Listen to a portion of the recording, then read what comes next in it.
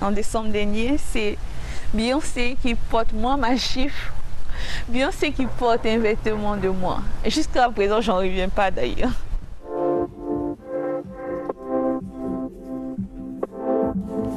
Il y a une chose qui est sûre dans la vie, c'est que plus tu commences petit, plus tu n'as rien à perdre. Si tu commences grand, tu as tout à perdre. Et moi, j'ai commencé vraiment petit.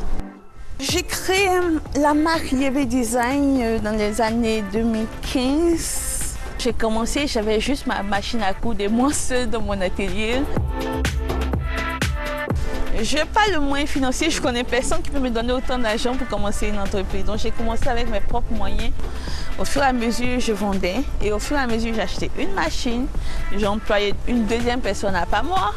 Je vendais, j'achetais une deuxième machine, j'employais une troisième personne. Et au fur et à mesure, c'est parti tout doucement. Derrière YB, il y a moi, il y a ma personnalité, il y a mon savoir-faire et il y a ma vision des choses.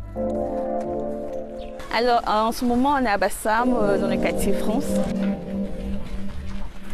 Et là, on va coiffer les mannequins. Et pour pouvoir commencer le shooting. Alors là, on est chez le coiffeur. Vous nous suivez?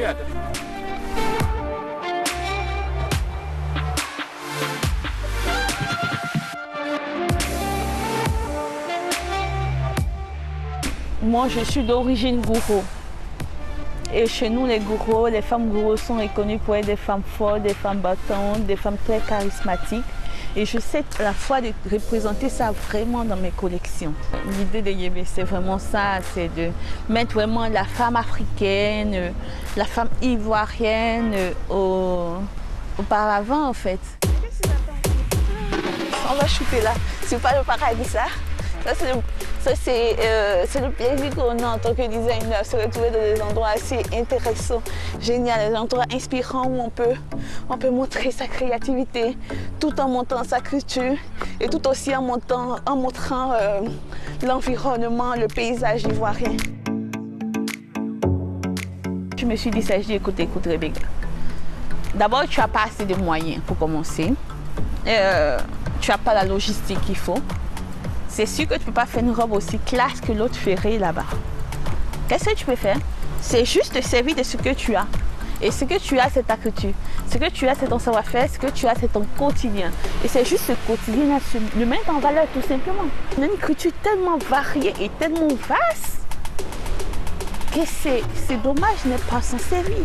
On a tellement une main-d'œuvre extraordinaire ici. On a des savoir-faire, on a des artisans, on a des peintres. Et puis en plus, ce sont des jeunes. Des jeunes ou des personnes qui veulent travailler, qui ont ce savoir-faire. Donc pourquoi ne pas travailler avec eux et aller travailler ailleurs, ça ne sert à rien.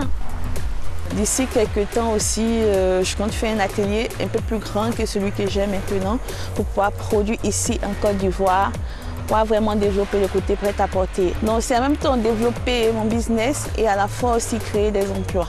Mon rêve le plus fou, ce que vous pouvez me souhaiter, c'est d'ici au maximum 5 ans qu'il y ait une boutique YB dans chaque grande ville.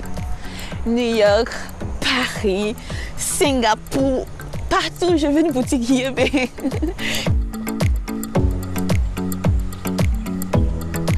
Le premier conseil, c'est de se lancer. Il faut se lancer. Même si tu n'as pas assez, si c'est difficile, tu n'as pas toute la logistique qu'il faut, il faut oser se lancer. Et de deux, il faut avoir un rêve. C'est important de rêver. C'est le rêve qui te permet de te lever matin, midi et soir. C'est le rêve qui te permet de faire chaque étape par étape. Et c'est important dans la vie de poser les étapes. Et de deux, essayer d'être différent. Ne pas avoir peur d'oser. D'oser, même si ça arrive à choquer, même si ça peut frustrer certaines personnes, il faut oser.